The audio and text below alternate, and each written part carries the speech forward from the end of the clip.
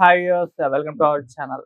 Peddi cinema successful గా థియేటర్లో run అవుతున్నప్పటికీ ఇప్పటికి కూడా ఒక్క టాలీవుడ్ ప్రముఖులు ఎవరూ కూడా ఈ సినిమా మీద రియాక్ట్ అవ్వకపోవడం అనేది అటు రామ్ చరణ్ గారి అభిమానుల్ని కాస్త కలిచివేస్తుందని చెప్పుకోవాలి. దాదాపు ట్విట్టర్లలో వాళ్ళు పోస్టులు పెడుతున్నారు, ట్వీట్లు చేస్తున్నారు, స్టార్ హీరోలని, డైరెక్టర్స్ ని, ప్రొడ్యూసర్స్ ని ట్యాగ్ చేస్తూ ఎందుకు స్పందించలేదని చెప్పేసి క్వశ్చన్స్ కూడా రైజ్ చేస్తున్నారు.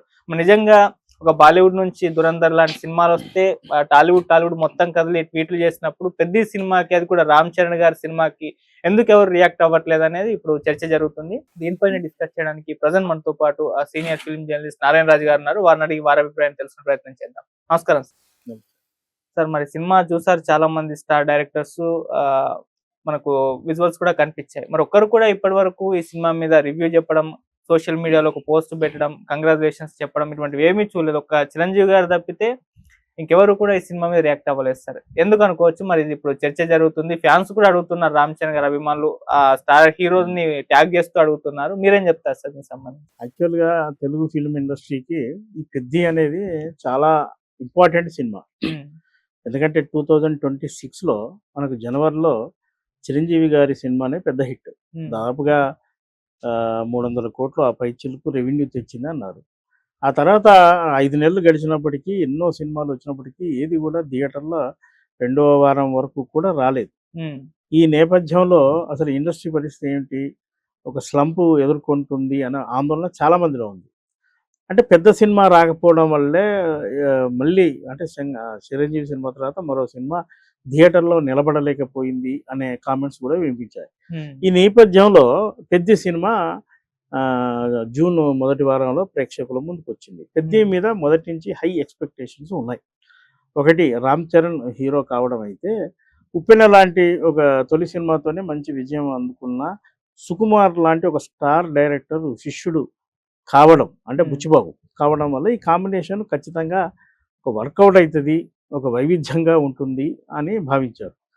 దానికి తగిన విధంగానే ఆ సినిమాను ప్రమోట్ చేస్తూ కూడా వచ్చారు. ఒక గ్రామీణ నేపథ్యం, ఒక క్రీడాకారుడి కథ అన్నారు. తొలుత అటు విజయనగరం ఆ ప్రాంతంలో షూట్ చేశారు కాబట్టి అక్కడ కోటరామూర్తి గారి జీవిత చరిత్ర కావచ్చు అని కూడా ప్రచారం జరిగింది. ఏది ఏమైనా ఒక స్పోర్ట్స్ నేపథ్యం కాబట్టి ఆడియన్స్కు వర్కౌట్ అవుతుంది అన్న ఆలోచనతోనే ఉన్నారు. కానీ తీరా సినిమా వచ్చి మనం థియేటర్లో చూస్తున్నప్పుడు ఇది ఎలాంటి సినిమా అనేది కొంత కన్ఫ్యూజ్ ఏర్పడింది.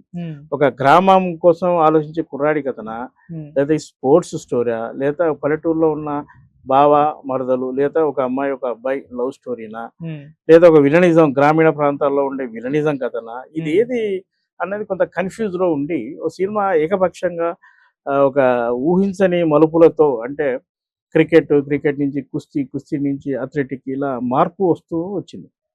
అయితే ప్రతి స్టేజ్లో కూడా డైరెక్టరు ఆ సీన్స్ ఎస్టాబ్లిష్మెంట్లో, అంటే జనం అందులో ఇన్వాల్వ్ కావాలనేది ప్రధానమైన విషయం. అందుకే అంటారు, ఏ హీరోతో సినిమా తీయడం వేరు, స్టార్స్తో తీయడం వేరు. స్టార్స్ ఇమేజ్ అనేది చాలా ముఖ్యమైన విషయం. అందుకే కొందరు డైరెక్టర్లే, కె రాఘవేంద్రరావు గారు, దాసనారాయణరావు గారు, ఇలా కోదండరామరెడ్డి గారు, రవిరాజ పినిశెట్టి, ఇలా కొందరు డైరెక్టర్లు మాత్రమే స్టార్స్ను ఆ స్టార్ హీరోయిజం చూపించగలుగుతారు. అందుకే ఆ సినిమాలు వర్కౌట్ అవుతాయి. ఈ సినిమాకి వచ్చేవరకల్లా ఆడియన్ కొంత గందరగోళంలో అయితే పడ్డాడు. మా హీరో ఎడిపోతున్నాడు, ఏం చేయబోతున్నాడు, ఆయన అంబిషన్ ఏంటి, ఒక ఊరిలో రైలు ఆగడం వల్ల ఎంత ప్రయోజనం ఏంటి, అసలు రైలు ఎందుకు ఆగాలి, ఇలాంటి అనేక అంశాలు ఉంటాయి. రియలిస్టిక్ లో కూడా మా ఊళ్ళో బస్సు రాలేదు, మా ఊరికి రైలు రాలేదు అని ఆందోళన చెందిన వాళ్ళు, ధర్నాలు చేసిన వాళ్ళు, రిప్రజెంటేషన్ చేసిన వాళ్ళు కూడా వాస్తవికంగా ఉన్నారు. దాన్ని మరి డైరెక్టర్ ఇక్కడ తీసుకొచ్చి పెట్టి ప్రేక్షకుల్ని అందులో జర్నీ చేయకుండా చేసి రైలు ఎపిసోడ్ అనేది జనాల్లో చాలా సెంటిమెంట్ గా వర్కౌట్ కావాలి, అక్కడ మిస్ అయినట్టుంది. సరే, ఆ సినిమా ఏది ఏమైనప్పటికీ భారీ ఓపెనింగ్ తెచ్చింది. నార్త్ లో కూడా ఒక మోస్తారుగా అది రన్ అవుతున్నట్టు సమాచారం. అయితే వాళ్ళు ఎక్స్పెక్ట్ చేసినంత పాన్ ఇండియా లెవెల్ క్రేజ్ అయితే రాలేదు. పాపం తెలుగు కంటే నార్త్ లోనే వాళ్ళు ఎక్కువ ప్రచారం చేశారు, క్యాంపెయిన్ వేశారు. అయినప్పటికీ అది జనాల్లోకి వెళ్ళడంలో మాత్రం అది వెనకబడిందని చెప్పవచ్చు. నిజానికి స్పోర్ట్స్ డ్రామాలు నార్త్ లో బాగా ఆడతాయి. మన అమీర్ ఖాన్ సినిమాలు చాలా చూసాం, షారూక్ ఖాన్ సినిమాలు చూసాం, చాలా చూసాం. మరి అక్కడికి వస్తే ఇది వర్కౌట్ కాలేదు అని మనకు సమాచారం ఉంటుంది. ఇకపోతే ఈ సినిమా ప్రమోషన్ విషయంలో అంటే చూసిన వాళ్ళు ఎందుకు ట్వీట్ చేయలేదు అని అంటున్నారు కదా. ట్వీట్ అంటే ఎవరికైనా సినిమా చూసి సినిమా వాళ్ళని కలిగించగలిగి అద్భుతంగా ఉంది అని భావిస్తేనే ట్వీట్ చేస్తారు. చిరంజీవి విషయం వేరు, ఆయన ఒక బాధ్యత గల హీరో అయినప్పటికీ తండ్రి కాబట్టి రామ్ చరణ్ సినిమా ఆయనకు అపారంగా నచ్చి ఉంటుంది. మిగతా రాజమౌళి కావచ్చు మరొకరు కావచ్చు థియేటర్లో చూసినప్పటికీ కూడా వాళ్ళకి ఆ ఫీల్ కలగలేదేమో, అందుకే ట్వీట్ చేయలేదేమో. అంతేగాని మీరు ఎందుకు చేయరు అని వాళ్ళని బలవంతంగా వాళ్ళతో ట్వీట్ చేస్తే అది ఏమైనా మైలేజ్ వస్తుందా? ఒక రాజమౌళి ట్వీట్ చేస్తే ఉన్న జనాలు తండాలుగా వచ్చి థియేటర్లో చూస్తారా? గతంలో రాజమౌళి ప్రమోట్ చేసిన సినిమాలు కూడా ఉన్నాయి. కెమెరా ముందుకు వచ్చి మాట్లాడి పలానా సినిమా బాగుందని చెప్పిన ఉదాహరణలు ఉన్నాయి. అవన్నీ వర్కౌట్ కాలేదు కదా. అంతే తప్ప మీరు ఎందుకు ట్వీట్ చేయట్లేదు అని వాళ్ళని ప్రశ్నించే రైటు బహుశా ఎవరికి ఉండదు. ఏ సినిమా అయినా మౌత్ టాక్తో ముందుకెళ్తుంది కాబట్టి రామ్ చరణ్ అభిమానులే ఆ సినిమాను ముందుకు తీసుకెళ్లారు. ఓకే సార్, సుకుమార్ గారు ఆయన శిష్యులే ఇప్పుడు సినిమా తీసింది. ఉప్పెన ముందు ఆయన మాట్లాడుతూ ఉప్పెన 100 కోట్ల క్లబ్ లో చేరుతుందని చెప్పేసి ఫస్ట్ ఆయన చెప్పారు, సినిమా అనుకున్నట్టుగానే చేరింది. ఇప్పుడు ఈ సినిమా చూసి కూడా దీనిపైన ఆయన కూడా రియాక్ట్ అవ్వలేదు. సో అంటే డైరెక్టర్లు వీళ్ళే తేల్చేస్తారా ఈ సినిమా ఆశించేంత స్థాయిలో లేదు అని చెప్పేసి? యాక్చువల్గా సుకుమారు శిష్యుడే ఈ సినిమాకు డైరెక్టర్ కావడం వల్లనే బుచ్చిబాబు గురించి ఎవరైనా ఎందుకు మాట్లాడుతున్నాం, ఆ రోజు ఉప్పెన గురించి మాట్లాడుతున్నాం అన్నప్పటికీ అది సుకుమారు కాంపౌండ్ నుంచి వచ్చిన అబ్బాయి అనే కదా. ఆ సుకుమారు తన పక్క నుండి చూసుకుంటాడు, ఆ బాధ్యత ఆయన తీసుకుంటాడు అనే నమ్మకంతోనే కదా రామ్ చరణ్ లాంటి స్టార్ హీరో ఒక కొత్త డైరెక్టర్ రెండో సినిమాకి డేట్లు ఇచ్చాడు. నిజానికి సహజంగా స్టార్స్ అంత సులువుగా డేట్లు ఇవ్వరు. అయితే పక్కన బుచ్చిబాబు మనకు కనబడుతున్నప్పటికీ బుచ్చిబాబు వెనక వాళ్లకు సుకుమార్ కనబడ్డాడు. ఆ నమ్మకంతో వాళ్ళకు ఈ సినిమా బాగా తీయగలడు బుచ్చిబాబు అని. అందుకే బుచ్చిబాబు అడిగిన టెక్నీషియన్లు అందరినీ ఇచ్చారు. ఏఆర్ రెహమాన్ లాంటి మ్యూజిక్ డైరెక్టర్ వచ్చాడు, శివరాజ్ కుమార్ వచ్చాడు, నార్త్ లో శ్రీదేవి కుమార్తెగా పాపులర్ అయిన జాన్వీ కపూర్, ఇలా ప్యాడింగ్ అంతా కూడా బుచ్చిబాబుకి అప్పచెప్పారు. అంటే ఆయన ఏం కోరుకున్నాడు, లేదా ఈ సినిమాకి హైప్ క్రియేట్ కావాలి, జాన్వీ కపూర్ లాంటి అమ్మాయి ఉంటే నార్త్ లో శ్రీదేవి కుమార్తె కాబట్టి చూస్తారు, ఇటు కర్ణాటకలో శివరాజ్ కుమార్ ఉంటే వర్కౌట్ అవుతుంది, ఏఆర్ రెహమాన్ అంటే యూనివర్సల్గా ఆయన మ్యూజిక్ వల్ల పాటలు పాపులర్ అవుతాయి, ఇవన్నీ బలాన్ని బుచ్చిబాబుకి ఇచ్చారు. ఎందుకు ఇచ్చారు బుచ్చిబాబు అంటే బుచ్చిబాబు మీద నమ్మకంతో కాదు, బుచ్చిబాబు అనుకున్న సుకుమార్ మీద కూడా నమ్మకం. అయితే ఇవన్నీ అంటే ఒక వంటకు కావాల్సిన వస్తువులన్నీ ఇచ్చారు, రుచికరమైన వంట చేయాల్సిన బాధ్యత బుచ్చిబాబుది. అందువల్ల సుకుమార్ కూడా సినిమా చూసున్న అంటే బిఫోర్ సెన్సార్ కూడా చూసుంటారు వీళ్ళు, కానీ అప్పటికే చేయి దాటిపోయి ఉండొచ్చు, కొన్ని చిన్న చిన్న మార్పులు సాధ్యం కాకపోయి ఉండొచ్చు. అందువల్ల వాళ్ళు అంటే కథగా విన్నప్పుడు వాళ్ళకు కలిగిన ఎమోషను ఫస్ట్ కాపీ చూసినప్పుడు కలిగి ఉండకపోవచ్చు.